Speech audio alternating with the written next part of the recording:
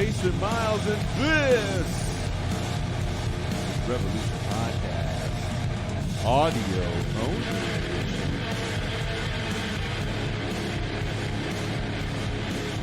Thank you guys for joining us. For most of you, happy Sunday, Super Bowl Sunday, if you give a damn. For those of you that will be watching the Super Bowl, Monday evening, we will be doing Beyond the Red Zone. This is Revolution Presents Sports Show. We're definitely going to have a Super Bowl recap and more.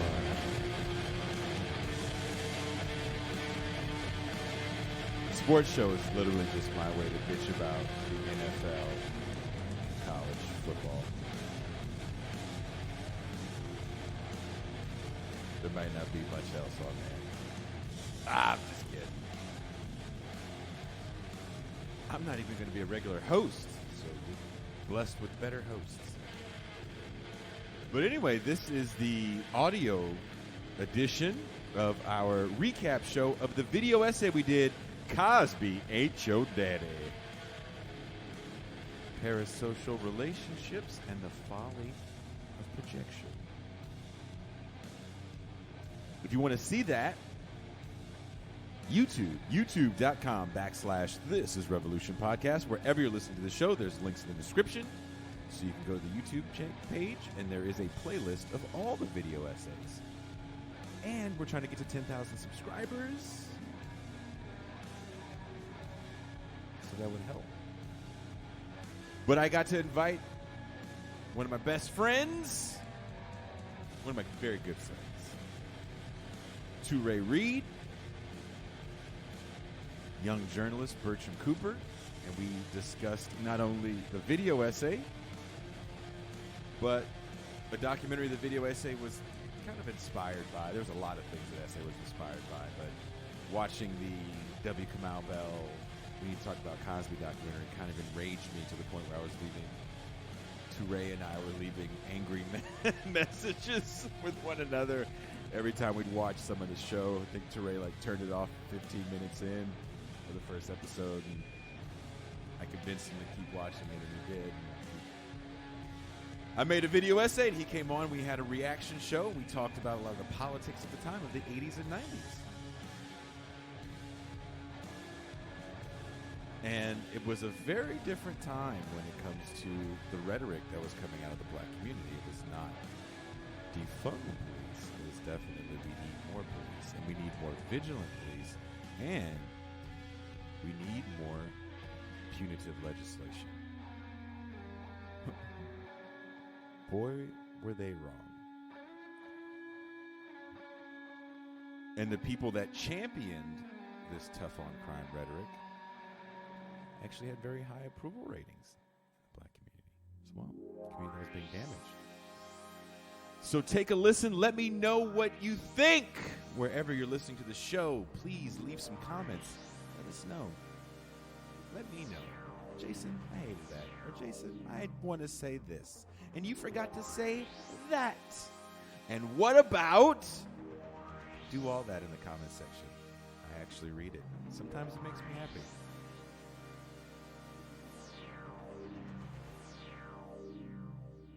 If you would like to help support the show and see more video essays and more reaction shows, become a patron. Patreon.com/Bitter Lake Presents. Wherever you're listening, there's links in the description. That music means I'm talking too long, and I am out.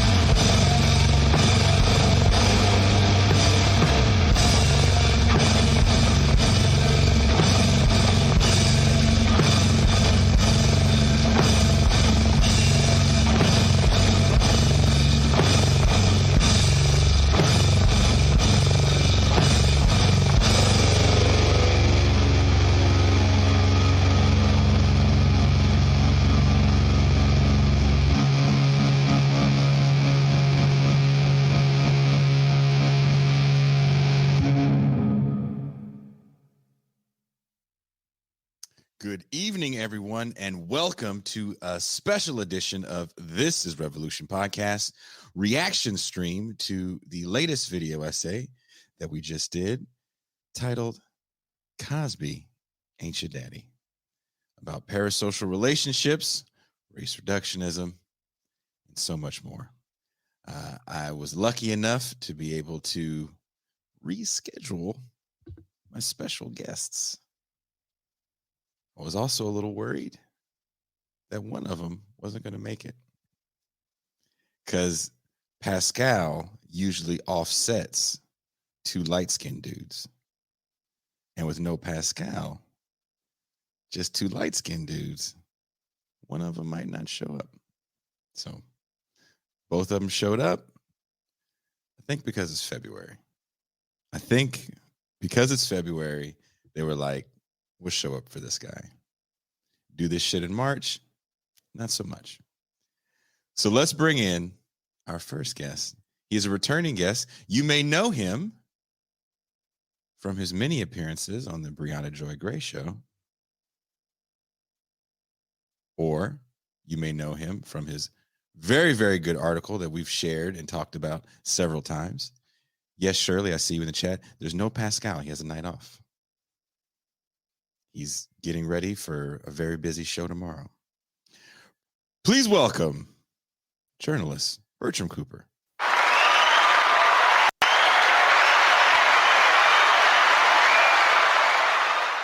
I dig these sound effects, bro. I don't think anyone's ever clapped for me like that and realized that's the closest I got. Well, hey, live a little. We'll get you some standing ovations. It's a treatment on This is Revolution, you know? Well, I'm planning on, actually, all jokes aside, I am planning on doing a live thing with Doug Lane and Diet Soap Media up your way in the spring. So we will talk about I got an RSVP now, or like, how's this work? It's going to be a live thing, and it might be a good chance to make you a part of it. So, all right, I'm down. Stick around, kid. I'll make you a star. You haven't heard that in LA yet? Oh, everybody's always telling me that. Nah, I mostly hear them telling other people that. Nobody's saying that shit to me. Well, just remember one very important thing. Don't go on any auditions in the Valley. I would assume. I hope my audition's at least in like Beverly Hills or something, not in the Valley. Yeah, because if the audition's in Chatsworth and you're like $1,500 with no experience, just don't go. Just don't go.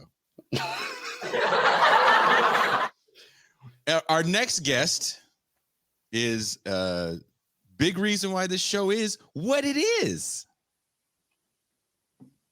He is everyone's favorite professor from Illinois State University.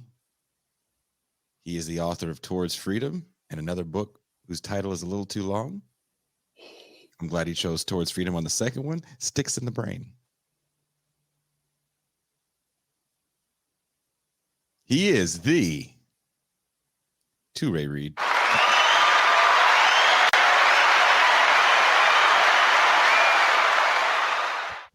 Bertrand's right. The sound effects are awesome, man. I wish that I could just carry that with me. Like, I'm going to get you, sucker. You just walk around with your score or your sound effects in life. That's great. I did cut clips from I'm Going to Get You, Sucker when we interviewed your pops. Did you? Yeah. Unfortunately, he didn't get a chance to see it because we had to use a different, we were doing it for the Real News. So we used a different software. So if you guys haven't seen it, our interview with Adolph Reed for the Real News, good shit. And we're interviewing Adolph again, February 22nd, to talk about his new book. But enough of that. We're here today to talk about everyone's favorite not dad, Bill Cosby.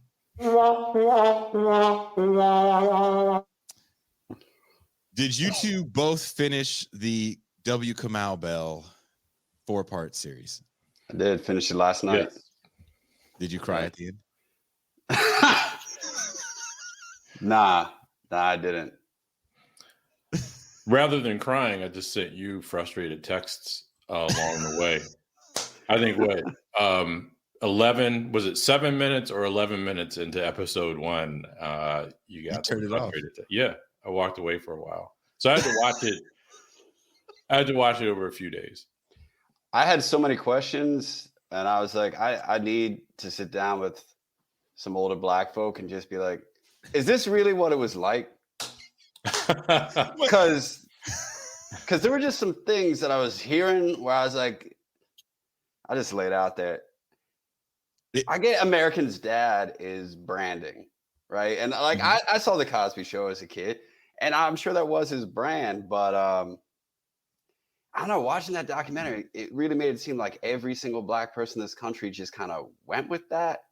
And that was hard, looking at the Cosby Show coming out in 1984, and Eddie Murphy's already basically calling this dude corny in 1987. And I had to feel like Eddie Murphy wasn't the first black person to be aware of that. And also the fact that, I've seen some other documentaries from this time, James Brown's supporting Nixon and whatnot. He was called out on that. Most black celebrities who try to keep like a low profile seem to get called out a lot by the more radical brothers happening around that time. And this made it seem like Cosby just ducked all those bullets. I don't know. I was wondering, was everybody really on board, like wishing they were one of the Huxtable kids? Was there? Yes. Yeah. I think a lot of people wish they were a Huxtable kid. I definitely wish someone would have took me away from what I was dealing with at that time. I dressed like one. You had a Gordon Gartrell. It's tucked into my socks. That was one of the greatest episodes ever. But there was some truth, I think, to the to what Bertrand is getting at, and I guess the flip side of what he's getting at, that ultimately I do think a lot of black folk at the time had gravitated to Bill Cosby as the exemplar of, as one of the people interviewed, I think the woman from the Boston Globe maybe had described him and the family as the exemplars of black excellence. Yeah. And that was such a big deal at the time because, as you guys know, of the right return that had taken place in American politics that was unambiguous, by 1984 at the start of Reagan's second term. And with the genesis of underclass ideology, the Cosby Show did offer an interesting tonic that actually was complementary, oddly enough, to the underclass rhetoric, right? So at the time, the welfare queens were, of course, all over the place in terms of popular depictions of black folk. And as we make our way through the end of the 1980s, the end of Reagan's second term, the beginning of Bush, and then Clinton after him, super predators and crack babies and all that stuff, right? All those horrible depictions of black people that divested us of our complexity and our humanity were all over the place. And Cosby, for a lot of black folk, certainly represented, the Cosby Show and A Different World alike, represented an alternative to those images. And you can appreciate, if you lived through it, you could appreciate the appeal of the Cosby Show in that regard, the positive imagery, obviously. But the downside, and the thing that perplexed me about the documentary, is that you get to, was it episode 3, where he goes from being America's dad to Black America's angry black granddad or something like that. That wasn't a real turn, because the subtext of the Cosby Show's text was role modeling ideology, which was bound up with underclass ideology, which we'll get back to. So did you guys get a chance to see the video essay that I did on this? Okay. Because it was going to go a totally different way. And then it was very, very different. And I watched 2 episodes of this and yelled at Touré on the phone. Not yelled at him like, fuck you. It was more like sympathetic ear. I was so frustrated. I was verbal. I was in like voice text messages to him, going off for like 5 to 6 minutes about how angry I was at what I was watching, because I didn't understand how people could fall in love so much with a fictional character. And it sent me down another rabbit hole actually today, In the UK, there was Gene Bajalan jokingly called him British Cosby, but Jimmy Savile, and I would not be surprised if you guys weren't aware of him. He's a very, very British character that didn't really cross over in the States. But Jimmy Savile had been on TV for decades, much like Cosby, had made some very, very powerful friends. And at the time of his death, it was revealed that he was part of a violent child sex ring for decades, raping children, and he was knighted. Is he the blonde dude with like kind of crazy eyes and the cigar? Like Yes. A lot of pictures. Okay. Yes. Yeah. I've never seen his work. I only know of the story. Yeah. Because we didn't grow up there, so it didn't come over with Benny Hill. You know what I mean? Don't forget Paul Hogan. But it was a very similar thing where when allegations were coming out, or when people were even talking about it, there had been allegations and murmurs of this dude being a bit of a child predator for some time, but no one wanted to speak about it. And then when a journalist wanted to break a news story, I think they said it was like a month or two after he died, the news outlet was like, no, it's too soon. You can't post this. He doesn't have a chance to defend himself against these allegations. And this journalist had got, hundreds of testimonies from people. And so this isn't a public story like Cosby where the pushback was, well, one woman heard another woman on the news and they're just trying to match up stories. It was like, no, these are people that had no idea who each other were. And we're all telling horrible stories about this man and taking advantage of handicapped children in hospitals. It was insane. But he was, I guess, less America's dad, but he was like America's lovable, whatever he was, uncle, or the UK's lovable uncle. And it was that whole relationship they had with the idea of someone that they couldn't imagine that he could do something so wrong. Yeah, that's the bottom line frustrating thing about this documentary, that there's a blurring of line. And why did I use the passive voice? All the people interviewed blurred the line between the reality of that we all occupy, at least in principle, and this fictional character. And I don't know. I mean, I kept thinking, and it was one of the things I liked about Jason's title. What is it? Cosby Ain't Yo Dad or whatever. Cosby Ain't Yo Daddy. I had that same reaction. I had that very same reaction because I as much as I enjoyed the Cosby Show, especially season 1, my love for it, I'll confess, declined with each passing year. But I loved season 1. It was TV, and even as a Gen Xer who was a latchkey kid, I did certainly happen to lose myself in the fiction of television as an adult, which is what I was when the news of Cosby's unfortunate, predatory, and despicable behavior had become apparent, right? Had become public knowledge. I didn't feel like I lost a hero because he was just a TV character, right? I had a daddy. I know who he is, and talked to him a couple times a day, and we're good. So, yeah, I really did have some problems with that aspect of the documentary, even though I understand the attachments that many Black folk had to the Cosby Show at the time were certainly real. In real time, those attachments were kind of weird too, though. Even if you get the context, in real time, that stuff was weird. And one thing I tried to, I started my piece off on purpose with that clip on the Black middle class in the 60s, and I definitely had cut some other clips that just didn't really feel as good as that one, because I think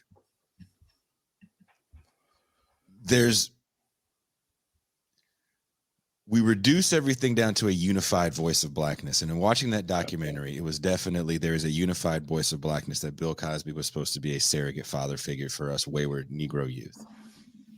And Bill Cosby, for me, and definitely in watching it, the documentary in retrospect, I also watched a lot of footage of him from the 90s to the 2010s, giving speeches, and then kind of going back and watching a few episodes of the show. It's really steeped in a lot of Black conservatism, bootstrapping bullshit. And a lot of that was kind of the the ethos of this burgeoning black middle class, especially of the late 60s. And I try to capture a little bit of that so people understand kind of where Bill Cosby is coming from. And even when I end it with him and Claire walking off stage right, they filmed that show at like 5. Those riots that was really happening in real time, not that far away from where they were filming. And it was like those people's problem. And Bill Cosby had spoke out. There's actually some footage, and it didn't make it in mine, of him speaking out about, what was that thing that happened in New York? Howard Beach? Oh, well, no, that was earlier. Maybe it was Yusuf Hawkins. I think he spoke out a little bit about Yusuf Hawkins. He had made a statement about that. So he wasn't totally tone deaf, but it definitely was those people problem. You're not good enough problem. And if you watch that show, and there was definitely a lot of things I didn't like about the documentary when they said, like, why was he a gynecologist, an OBGYN? It's like, well, because if he delivers babies, then you can have a whole show centered around family, and that's what the whole show is about, family. But proctologist, it wouldn't be the same. So there was a lot of silly things like, and he was leaving breadcrumbs. Like, right. If you look at any scandal, and Touré and I are true crime jerk offs. There's no like no mass murderers leaving little breadcrumbs for you to find them. No. Right? Like Jimmy Savile wasn't leaving little hints for you to know that he was, raping little children. That was not part of his MO. He didn't want you to know. He actually would go out of his way to say he hated kids. I don't like kids. I don't want to be around them in my free time. I'll be around them on TV, but I don't want to be around them in my free time. Well, and OJ didn't intentionally leave the bloody glove and the skull cap behind. He wasn't engaged in an elaborate game of Clue with his freedom at stake. So, but there's going to be somebody who's going to do an OJ thing like this scene in The Naked Gun where he's next to a white woman.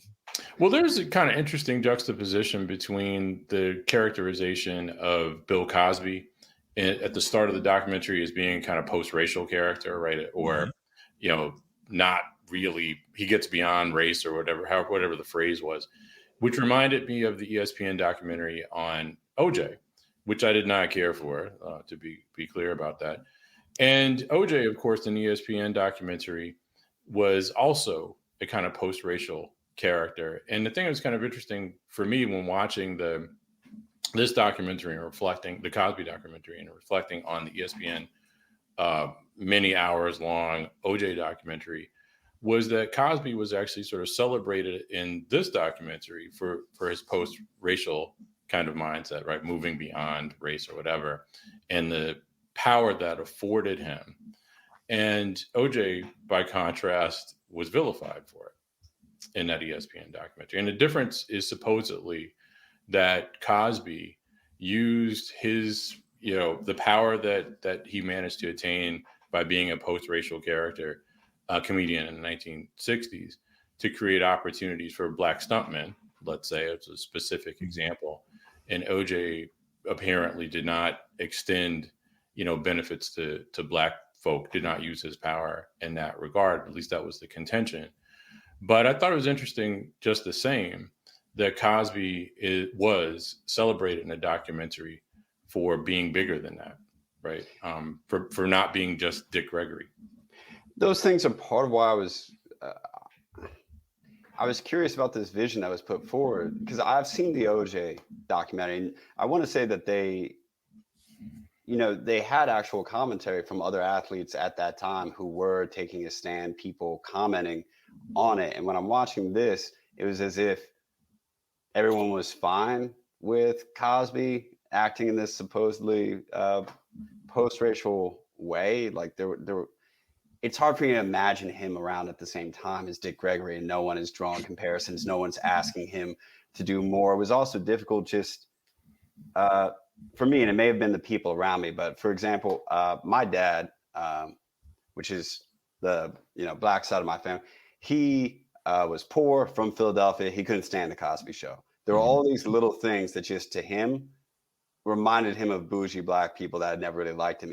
And I mean, I thought the show amused me, but there'd be little things that would just make him like, that's a bunch of bullshit. Like the kids could sit on the edge of a couch, whereas like he'd never be able to sit on the arm of a couch at like his mom's house. There was just all these things where it's like, to him, these kids are having a life that he just couldn't recognize. And he felt like a lot of the references and a lot of the things that I thought really were laudatory in the show, like he wouldn't have known that whole history of HBCUs or all the black artists that were being celebrated just by the paintings on the wall. To him, it was just a lot of like middle class, uppity black people as far as he was concerned. And I mean, how many 15-year-old kids in 1985, 84 had Wynton Marsalis posters on their wall? Right. Well, and this was supposed to be aspirational, and in a way, this was like the black version of Dynasty. Right? I mean, Dynasty, of course, was those families in Dynasty, and what was the other one? Dallas. Those people were a number of tax brackets above the Cosbys, but nevertheless, I mean, I think it's important to look at the Cosby Show within the context of the 80s and the move away from the gritty realities of working people's lives, right? Because in the 70s, you had all these sitcoms that were sort of the situation was work oriented often enough, like Barney Miller, let's say, is a classic example. Sanford and Son, Chico and the Man, all workplace comedies. And even those that move beyond the workplace that are in the household, like Archie Bunker, All in the Family, or Maude, they centered on real social issues. By the to varying degrees of satisfaction. By the 1980s, we moved beyond that. We're out of the workplace in terms of situational comedies. The closest you get to it after Taxi is canceled is Cheers, and that's not in the workplace. That's where you go after your job and before you go home, right? It's only the workplace for the barkeep and the barmaids. So you get this kind of whitewashing of American life through television, and because work's just not part of it anymore. And it's an almost post-class vision that you get in television from the 80s into the 90s easily. And it's celebrated. Let's keep this in mind. There's so and I know we're a little older than Bertrand, but you are definitely aware that before Cosby, the images on the screen, the best you got was the Jeffersons, as far as like any idea. With a big caveat too, though, because there was a little shucking and jiving going on with Jeffersons. I'm trying to be nice. Sherman Helmsley just appeared in my Facebook feed recently. I don't know if he had a birthday or a death anniversary. I don't know what was going on, so I'm trying to be nice now. But anyway. And I don't want to, like, I knew what my dad was talking about. And I'll say, like, watching the Cosby Show, like, I thought Bill Cosby was funny. I enjoyed it. I could enjoy the good vibes of this show. But it's weird to compare this documentary to other documentaries, because this is a common fork in the road that they show with black folks from this time. Did they go militant, or did they kind of side with the establishment? That's very common framing, especially like OJ's. Bag here. They took the bag. And it was a departure from that for me, especially in like the last year. I think I've rewatched the OJ documentary. I watched the James Brown documentary on HBO. I've seen the Muhammad Ali. This is a very common framing. When I see the Cosby, it was Kamal's Cosby doc. It's like there was no framing of him against the other context. There's just this one moment where it's like, yeah, there's him, there's Dick Gregory. Dick Gregory went a different way. Cosby did this, and there was kind of this unified black people just like formed. And it's just very hard for me to imagine him not getting more criticism or having to do with it. And they alluded to something that made me think there must have been more criticism of him, because they do mention how he used to be vicious in coming after journalists who commented on him. And Mark Lamont Hill. There was criticism about it being an unrealistic show with a black doctor and a black lawyer wife. A lot of the criticism was that it existed in a fantasy world. And then sometimes there was even criticisms of the fact that as New York is, I wouldn't say burning, but New York is going through a lot. The show starts on the heels of Bernard Goetz capping 3 kids in the subway and getting off with it, and then later running for mayor. The city is broke. You have the travesty in Howard Beach, and you have soon after that, a few years after that, you have the murder of Yusuf Hawkins. Very, very racially charged moment for New York that was going through a bit of a financial crisis. You're seeing even white ethnic areas being gentrified, like Bensonhurst, negatively. So there's a lot that show doesn't cover because none of those kids ever deal with any sort of adversity outside of the fantasy world of their surroundings. And then I think you see television try to fix that folly in shows like The Fresh Prince of Bel-Air.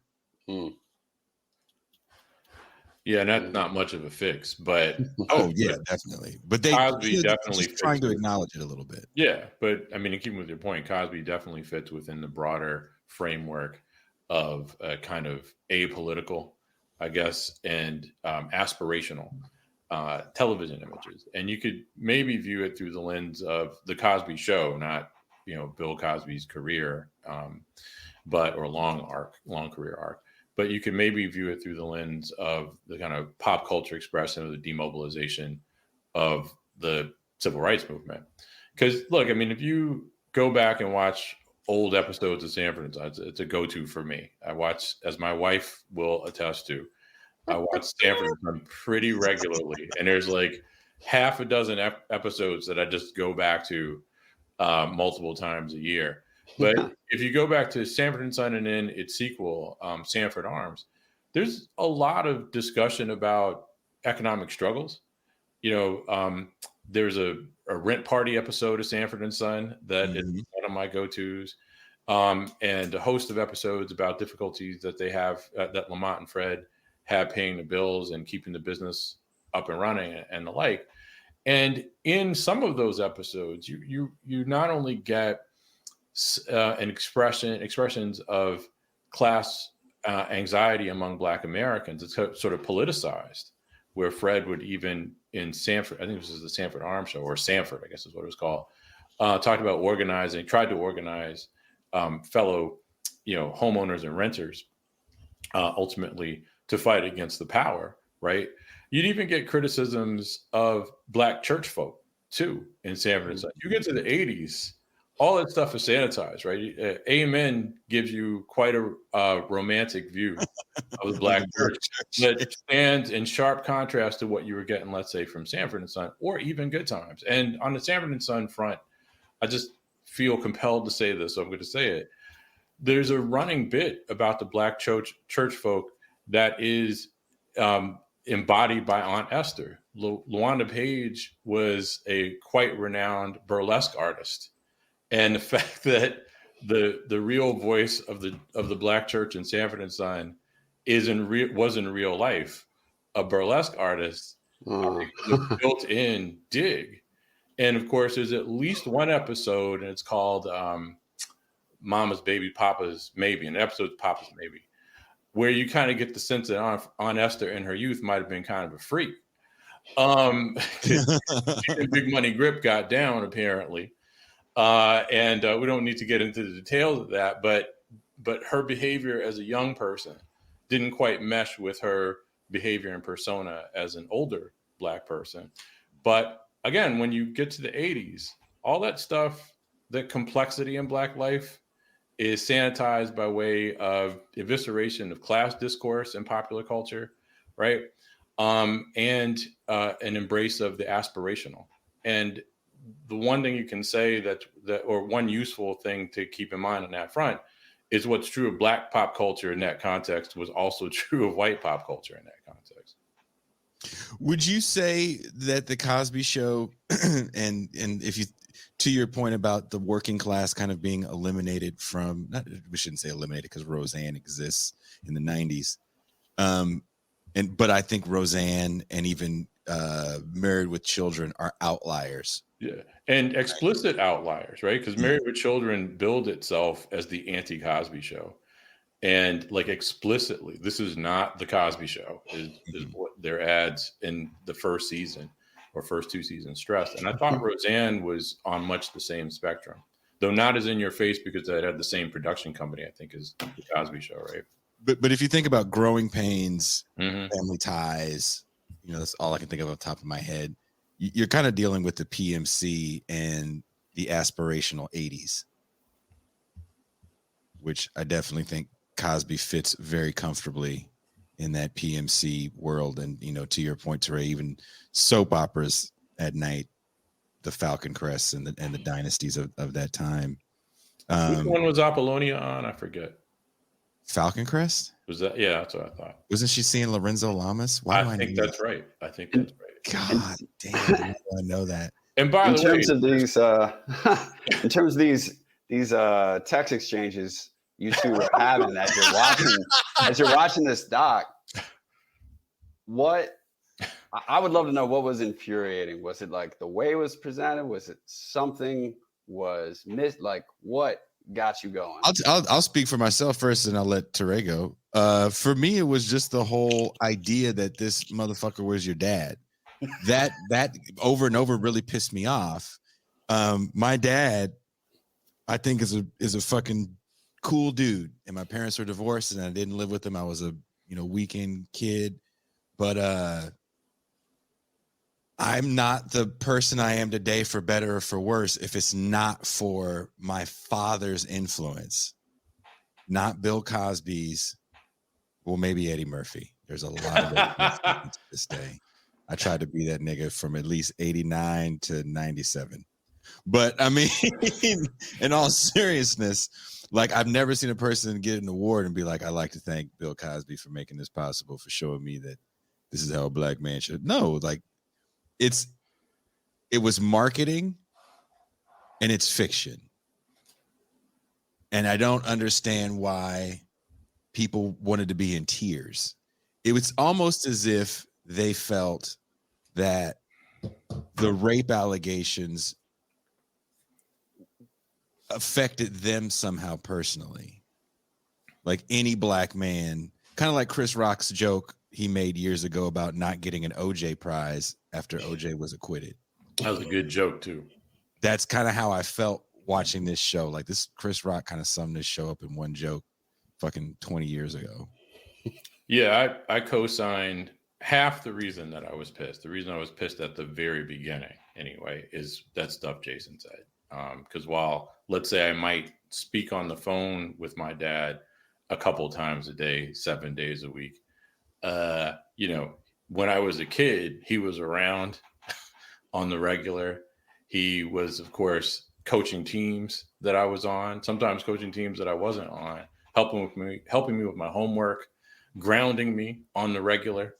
And in fact, I will say that, there were 2 Cosby Show episodes in the doc that were sort of, key episodes according to the show. And I thought they picked the right 2 episodes. One of them is actually one of my personal favorites. The other one is a source of great annoyance for me. But the season 1 episode where Theo and the Cos discuss Theo's poor grades. And that's the dumbest thing I ever heard. Yeah. Well, my father hated that episode. Like in real time when we watched it together or whatever, he absolutely hated that episode. I loved it because it actually struck me. It resonated with me. It had the ring of verisimilitude because it was very similar to conversations, if that's the right word. Mm-hmm. I don't think it is. That my father and I had at the time, right? That character and I are the same age. Malcolm Jamal Warner and I are just a few months apart in age. And again, in less cartoonish form, my father and I had those exchanges. I was, in fact, grounded for 75% of the time I was in high school, which my father tends not to embrace. But I'm like, hey, there's 4 years in high school. I was grounded for 3. 3 out of 4, 75%. Done and done, right? You don't have to be a mathematician or a mathemagician to figure out how that works. But I also thanked my pop. I think it was Christmas break, my second year of college, for grounding me for 75% of the time that I was in high school, because it wasn't just this force of parental brutality that was expressed through grounding. the grounding was part and parcel of a lot of loving guidance, right? And when the loving guidance didn't work out as it should have, the comforting talks, the pep talks, and sensitive, empathetic understanding of what I was going through didn't really change the behavior that wasn't serving me well. I got grounded, right? And that's what good parents do. They do whatever they can do without breaking the law anyway, to help their kids find a path forward. So I actually really liked that episode. But the first thing that struck me as infuriating about that episode is everything Jason said. Because since I understood that Bill Cosby was playing a fictional father, I was already aware of the fact that well before the rape allegations had come out, that he wasn't really a textbook father in real life. Then the news that he is this guy who is a horrible criminal, didn't affect me as a person as much as I felt for the victims and the like, because he wasn't my dad, right? He was some guy that I knew from television, just like OJ. I didn't, there was no stutter step in my life from the realization that OJ had killed, two white people. And I was pretty clear on the fact that he killed those two people. And, at the time I was surprised he was acquitted, to be honest, because I didn't follow the trial. So it wasn't until I looked at documentaries on it and read about it that I could see how he got off. But anyway, the other thing now, which is the more important issue, in addition to what Jason had said, which again I co-sign, is the related matter of, I think, a failure of many of the people who were involved as commentators to really think through the significance of the Cosby Show, right? And the consistency between the Cosby Show and what was supposedly so good about it, and Bill Cosby when he becomes the hated, bitter black granddad. Because as I said a while back, those were two sides of the same coin. The point of the Cosby Show was to counter these underclass tropes that were gaining, the functional equivalent of young black men not pulling their pants up, right? The point of that show was to depict respectable black people. And Alvin Poussaint was the advisor to that show by season 2, if not from the very beginning. And he was there as a psychologist at Harvard, specifically to make sure the scripts presented black people in a flattering light that could not be used to validate stereotypes. Well, look, if that's what the point of the Cosby Show was and A Different World was, is it surprising that in the hip hop era that Bill Cosby would level a shotgun blast version of that?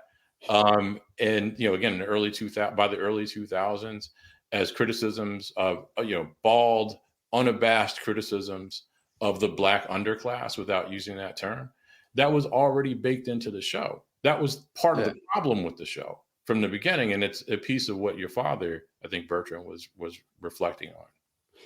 And that's, exactly what you're saying.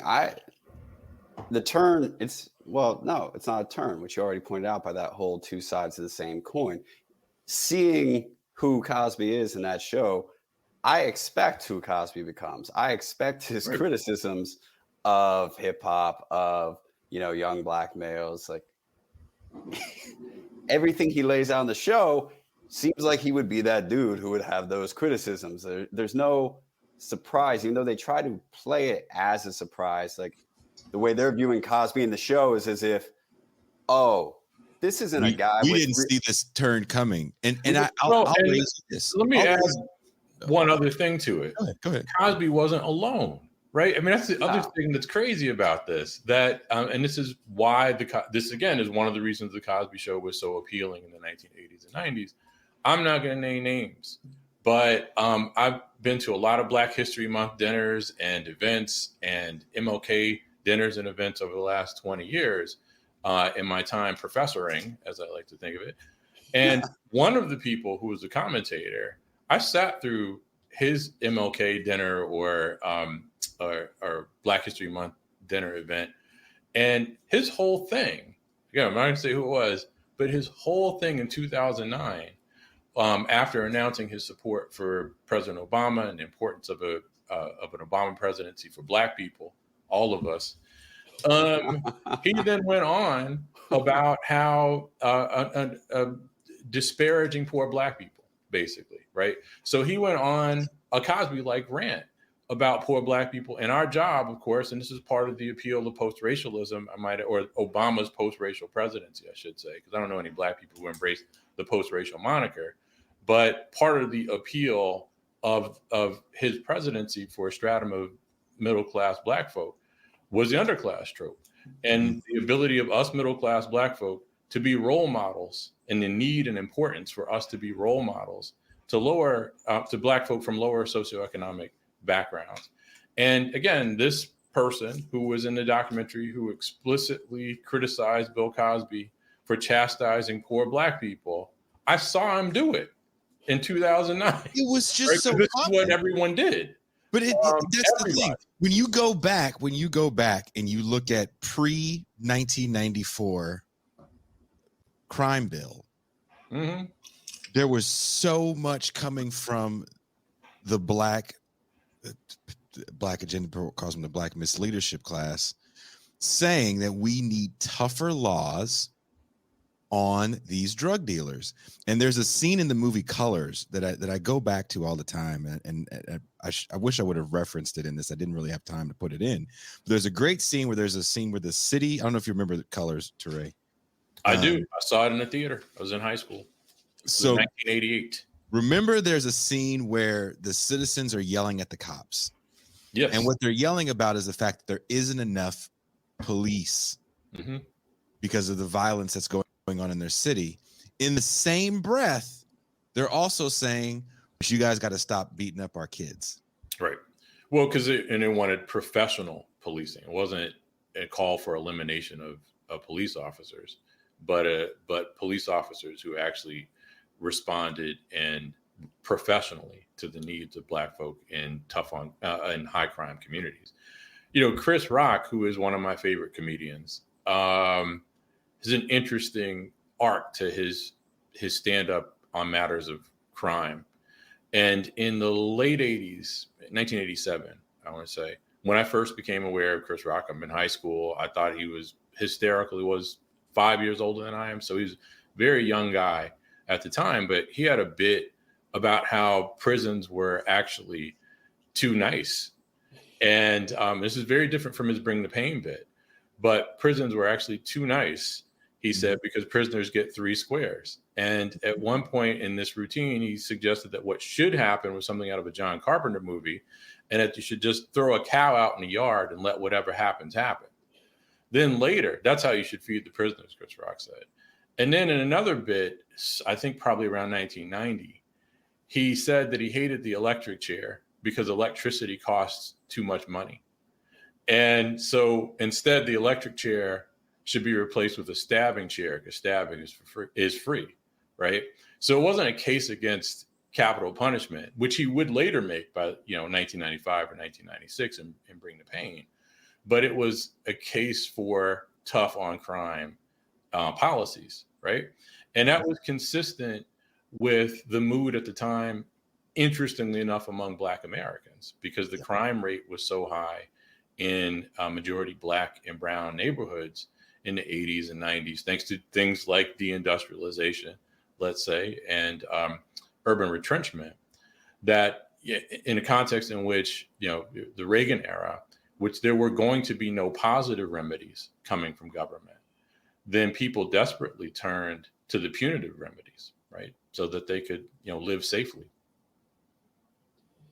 I can contextualize those jokes from Chris Rock during that time, especially looking at, I always get part of his name right. His last name is Fortner, but he did the Black silent majority. It's like Michael Jobin Fortner, something like that. But he wrote Fortner, they said, or Forner. I'm thinking Fortner. Fortner. He wrote a book called The Black Silent Majority. But one of my favorite parts at the beginning of that is just the stories of growing up, what he heard being a kid growing up in a working class neighborhood, and hearing the older Black people around him, just sometimes seeing one of these, basically a kid getting shot or, you know, going off to jail or whatever. But the elders being around like, well, you know, that's what he gets for hanging out there on that corner, what he's been doing. You know, you can sense the frustration that community has, the working class Black people who are living cheek to jowl with the poor Black neighborhood, what they have. And so I can see Chris Rock's jokes in that context that, like, I know a lot of working class Black people back then let's take it back to 60. Let's take it back to 68. I had some footage that didn't make the video essay, but it was from Baltimore in 68. And a journalist goes up to a Black woman walking down the street as she sees a building just destroyed. And she's like, it's just these fools in the street. They need to get these fools off the street. Yeah, I mean, I've said this elsewhere, but in 1992, I graduated from college. I was living in New Orleans and living in Holly Grove, where my family was from in the city. And that's, if you don't know New Orleans, that's where Lil Wayne is from. Yeah. And anyway, there. So one more, get that lean on. But one morning, I'm waiting to take the bus, you know, before sunrise to my stupid job. And I was making small talk with the older brother, 50s, maybe 60s at the absolute oldest, but probably 50s.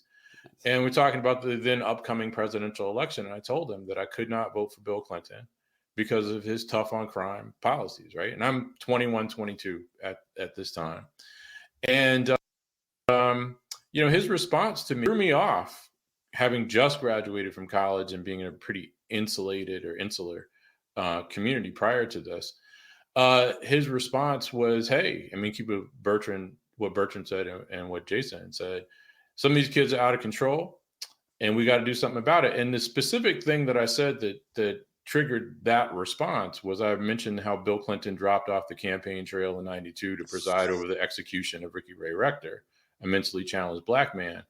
And you know what I'm saying? I mean, the fact that his response to my point about capital punishment, which centered on the disparities, because that's absolutely the case I would have made at 21, 22, period, centered on the disparities in capital punishment. So that the fact that it affected Black people, impacted Black people disproportionately, Black people were killed more in larger percentages than their white counterparts by the state, didn't faze him because the crime situation was so bad in Holly Grove. And he had to live with that.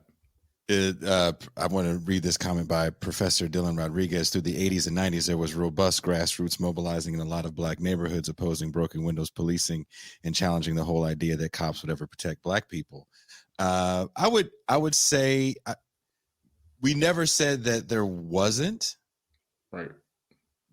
When you go back and look and just read from, you know, the major publications or even certain local publications from California that were coming out during that time, even people like Ishmael Reed were calling for longer sentences. Granted, I think some of these people, some, not all, regret what they said. Now, Charles Blow, did you read that article by Charles Blow, my contemporary from a few years ago? He discovered in the last few years the disproportionate impact of tough on crime policing on Black folk. And again, he and I are about the same age. And he copped to the fact, no pun intended, that when he was a young man in his 20s in the 1990s, he wasn't remotely concerned about that. He had embraced that tough on crime stuff. Even in real time, he should have known, and I say this as his contemporary, that it would impact Blacks disproportionately. You know, at the time, the weight of, and just look at the election returns, just to drive this home, the weight of the sensibilities among Black Americans as voters, their mayors in majority Black and brown cities was in support, unfortunately, of tough on crime policing. I would again stress owed, I think, in large part, not just to the high rates of crime in those communities, but the fact that there were no positive remedies in the offing. And for people who lived in high crime communities, they wanted to live safe lives, and they wanted the children to live safe lives, right? To not be killed waiting for the bus by a stray bullet in a drive-by, which was a real part of Black life at that time. But look, I'm just going to stress this. I never voted for Bill Clinton. I sat out the 1992, 1996 presidential elections because if I wanted to be a Republican, I would have been one. And Bill Clinton was running as Reagan light. And that tough on crime shit pissed me off, as welfare reform, NAFTA, all the stuff that, you know, I would associate with Bill Clinton. But a lot of it was things that in my 20s I would have described in fairly straightforward racial terms, like as racist policies, because they impacted Black people disproportionately. I am a minority among Black people who were of voting age at the time. Bill Clinton got somewhere between 85 and 89% of the Black vote both times he ran for office. And his share of the Black vote was not impacted negatively by either the Omnibus Crime Act or the Welfare Reform Bill. And that just is what it is. I mean, go ahead, Bertrand. Go ahead, Bertrand. Oh, yeah. I was going to say, like, I'm sure there were grassroots organizations that were against these policies throughout the late 80s and early 90s. But I wonder which of them had kind of hold and representation across, say, like a critical mass of the Black church. Because I remember going to church with like my grandmother, and it sounded a lot like Bill Cosby. It sounded like everybody was Bill Cosby at the church.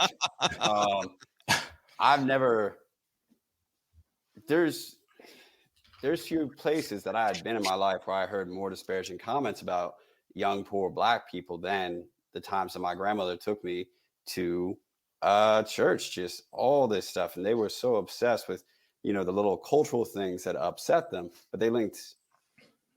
I never heard a good word about hip hop. I swear if I looked up every Black civil rights leader who was like in their 40s, let's say the early 90s, I think I might not find one positive comment about hip hop. But yeah, these grassroots organizations, I wonder how many of them actually had inroads to the Black church. And I also think of this because, you know, Pew had done this poll that I've referenced in other podcasts, but around 2007, where they were surveying Black folks about basically ranking how positive an influence they thought these different Black celebrities were.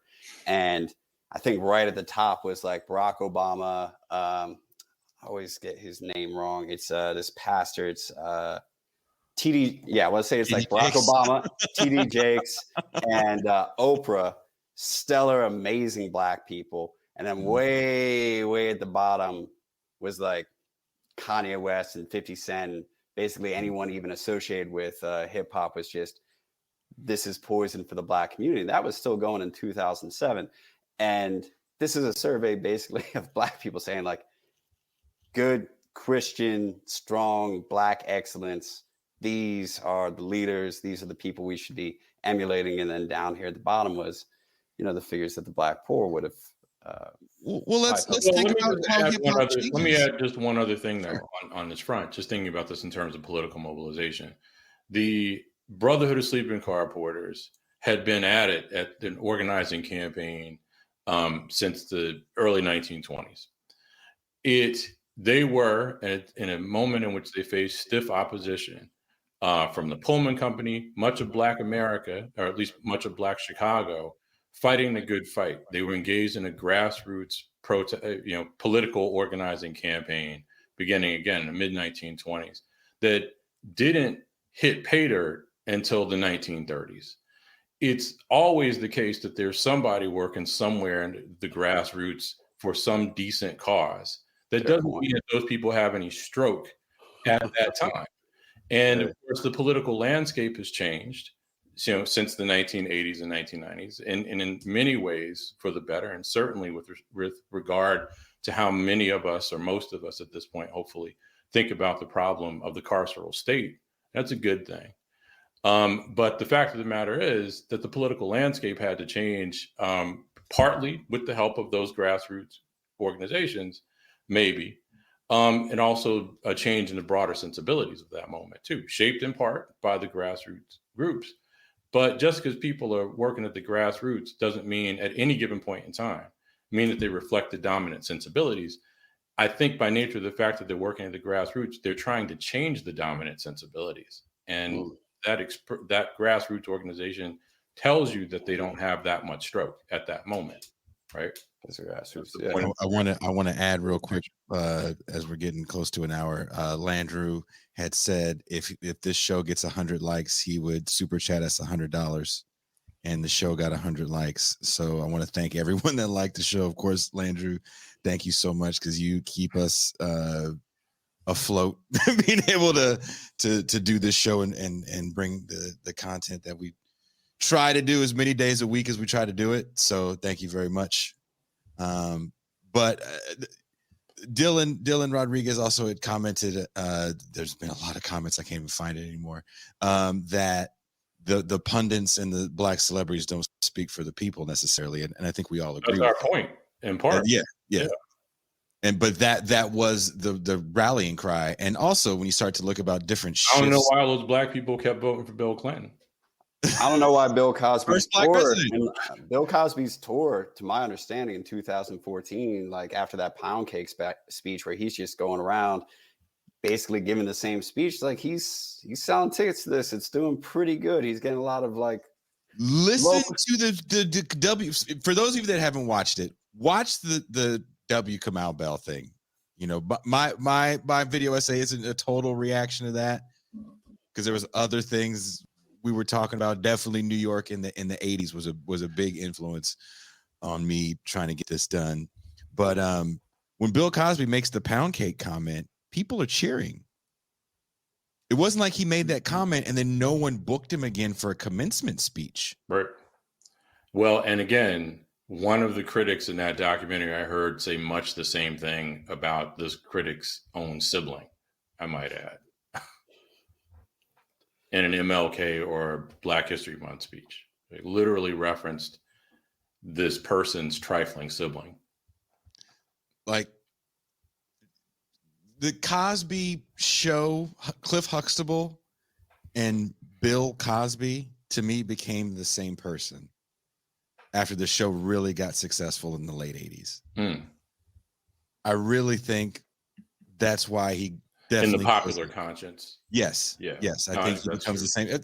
And I wonder if in his own mind, he thought he was Cliff Huxtable, the greatest dad that ever lived. Oh, I think he kind of did think that, right? And I thought it was funny, and I probably have the anecdote wrong, but Mark Lamont Hill reflected on the admonition that he received from Dr. Cosby. Oh, yeah. And that is, if I recall the anecdote correctly, Mark Lamont Hill approached him as Dr. Cosby, and Bill Cosby responded by referring to him as Mr. Hill. That's the one. And Mark Lamont Hill said, "Yeah, but I have a real PhD." And then he said, "What did Bill Cosby tell him? Am I fucking with you? Yeah. Why are you fucking with me?" And I believe Mark Lamont Hill said something about Philadelphia coming out and the North Philly. North Philly. Yeah. Oh man, I died laughing when that scene came up because I kept wondering. I was like, why are these people in this? Much like the Well, Chappelle had a bit on Cosby like that too, and it was not a personal bit, but it was about Cosby's crankiness and his embrace of bootstraps and the harsh rhetoric that he directed at Black young people. And Chappelle's punchline was something that people think of Bill Cosby. This is well before the rape allegations had gone mainstream anyway.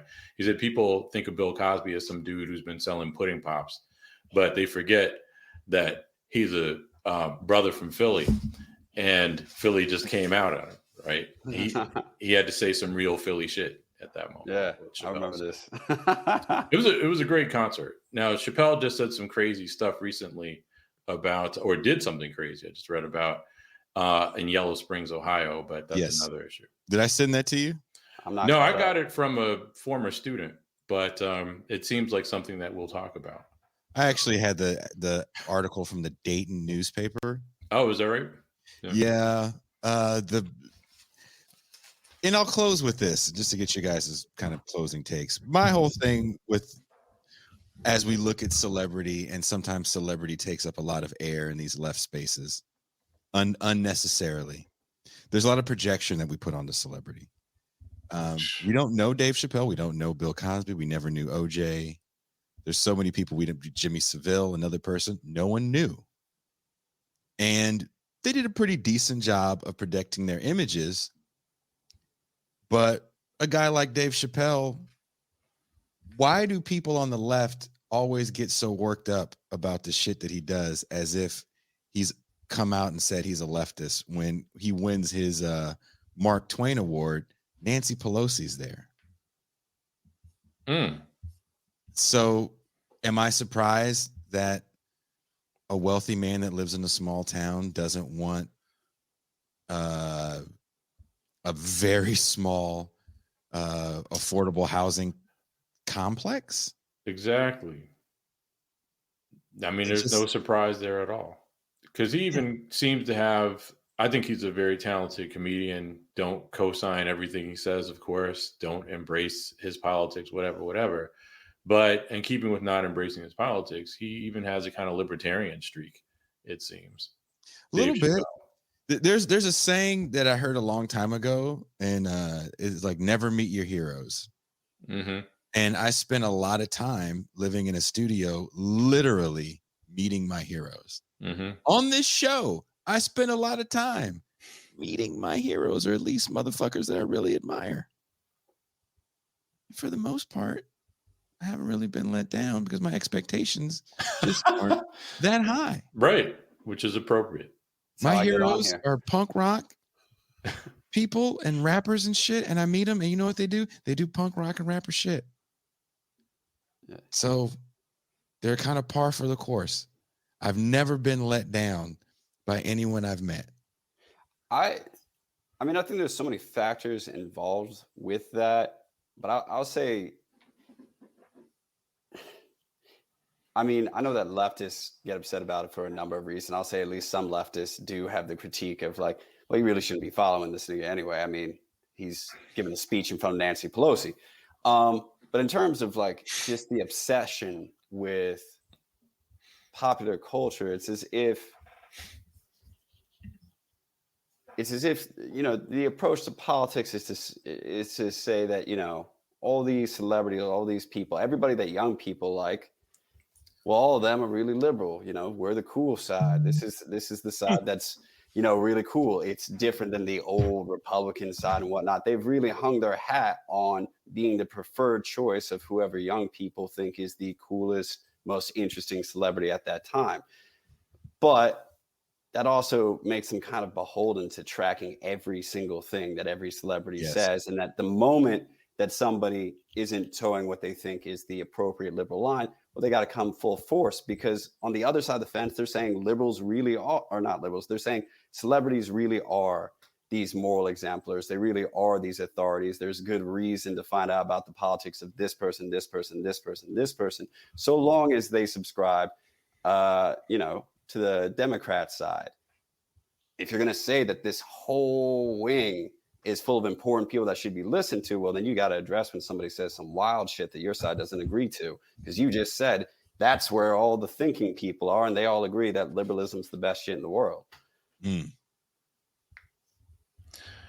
And everybody and their mother in America loves celebrities, right? I saw an interview and think that celebrities and rich people, and often enough, they're two versions of the same thing, are necessarily smart and have all the answers to and cures to what ails us.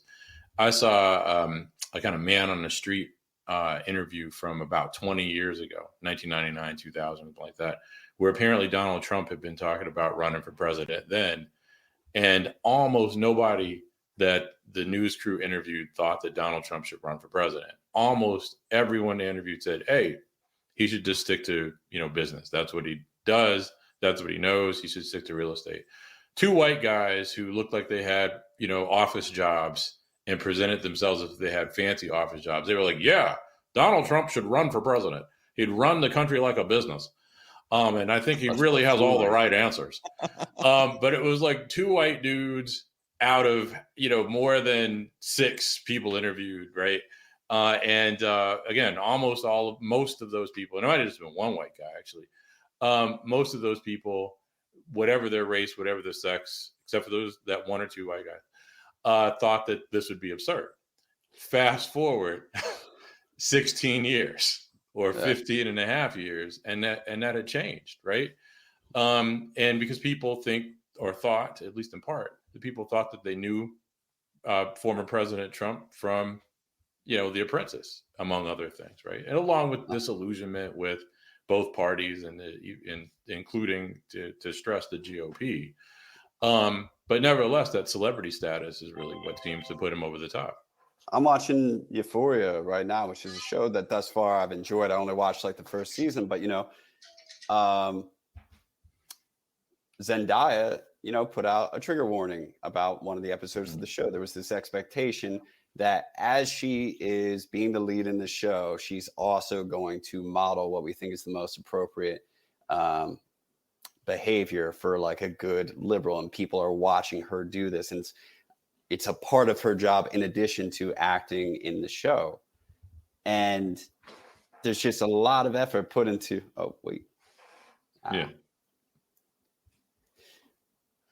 sorry, there's all sorts of things popping up for me now. Doesn't matter. But there's liberals and a lot of people who are just mainstream Democrats seem to derive so much pride in being the side selected by celebrities and selected by young celebrities.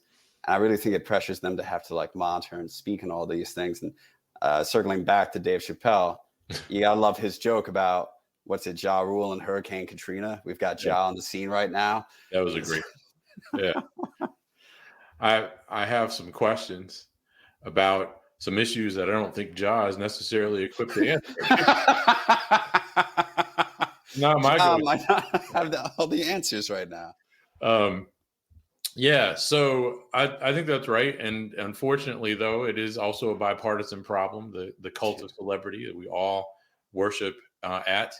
And Cosby, of course, and his success, or I should say his stature among a stratum of Black folk is illustrative of it. But in keeping with a comment from Dylan Rodriguez, which I endorse in spirit, where he likens Cosby to Booker T. Washington and the sensibilities that Cosby is appealing to, sort of Booker T. Washington bootstrap.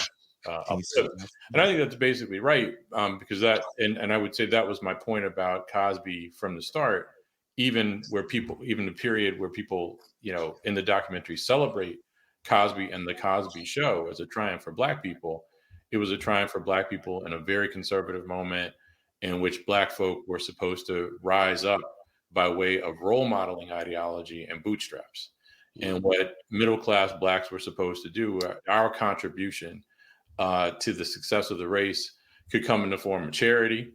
It could come in the form of some other form of trickle down. But in the 80s, it could even come in the form of just living your best life as a middle-class Black person and representing the race in a positive way publicly.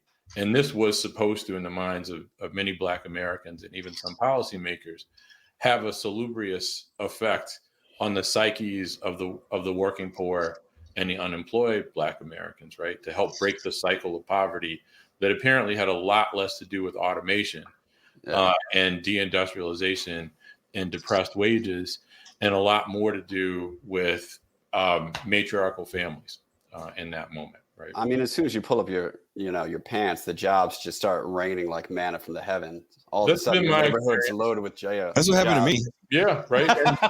And case it's not clear, this is all sarcastic to make sure that we're all on the same page here. Phoenix wants to say hello to you, Touré, by the way. Oh, hey, Phoenix. Phoenix, say hi. Hi. Hey, Phoenix, how you doing? Long time no speak to. Did you hear him? They came back to me. He's not concerned. I got him a toy that got sent to the house. Oh. So he is not. He just wants me to know that he's playing with his toy. So my son calling is my cue that I need to make this phone call, since I am 520 miles away from my youngest boy. Yeah, he's waving at you guys right now. Well, when you're next up there, that means you're going to have to get a pretty effective cooler to transport those Jell-O pudding pops to your son on a 520-mile drive. I want to know. Thank you guys for taking the time to come on here last minute because I've switched days around, and I appreciate you guys doing this. Hey, thanks for having me. Thanks for I having me, love the always. conversation. If you guys haven't checked it out, it's up on the YouTube page. I appreciate the super chats because YouTube demonetized the video. What? They demonetized the video on me. So I don't know how that stuff works. I'm it a Luddite. works. They fuck you at the drive-through.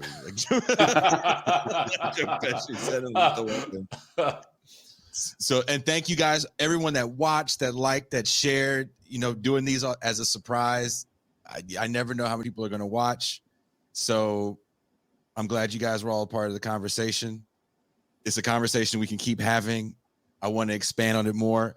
Maybe we can bring Dylan on the show. He's actually not that far away from me in Riverside. Oh, that's great. So let's do this again. Maybe we'll let Pascal come in. Balance Pascal, it out, balance out the room. He was very triggered. He was very triggered by Cosby. And I've been triggering him even more by sending him all these videos of New York in the 80s. Just ruining his whole fucking day. So I'm nostalgic for New York in the 70s and early 80s because I've heard so much about like the pre. I'll just say before they made the before it's like Disneyland. Yeah. Even though it sounds terrible and dangerous. You know what, Bertrand said no fucking more. I'll send that shit to your ass. I'll send you some of the same videos because I'm collecting them because I'm putting something together for the next video essay. Touré, thank you so much. And I want to say this on air. A lot of the help I get with these essays that I write and these video essays that I do, the TIR crew helps tremendously. So does Touré Reed with giving me focus and direction. And from time to time, some editing. So thank you so much. Well, thank you for the plug. And you're an inspiration to us all. Yeah. I don't know if you're old enough to be my dad, but I'd pick you over Cosby if that's anything. Well, I appreciate thank you guys. And I'm going to talk to this beautiful little boy right here. Feeny, you want to tell everybody bye? Goodbye. Bye, Phoenix. Bye. Peace out.